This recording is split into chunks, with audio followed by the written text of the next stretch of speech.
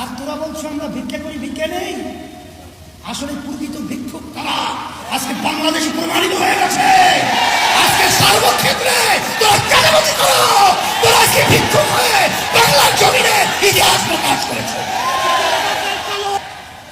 এরপরে বক্তব্য রাখা হয় আমরা নাকি খয়রাত চাই, খয়রাত খাই।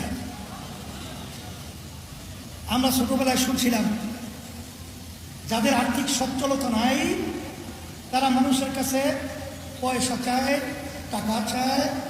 কিন্তু আল্লাহর রহমতে আপনাদের দোয়ায় বিশ্বাস চরমরাই ইসলামী আন্দোলন বাংলাদেশের আমি বর্তমানে দায়িত্ব পালন করছি। শুধু আমি নয়, আমার বাবা, আমার দাদা, আমার দাদার দাদা, তারাও কিন্তু আলহামদুলিল্লাহ অর্থনৈতিকভাবে আল্লাহ অনেক সচ্ছল রেখেছে।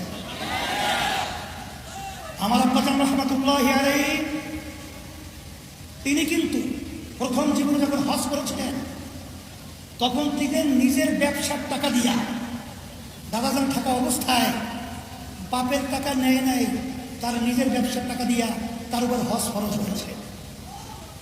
সেই টাকা দিয়ে তিনি হজ করেছেন।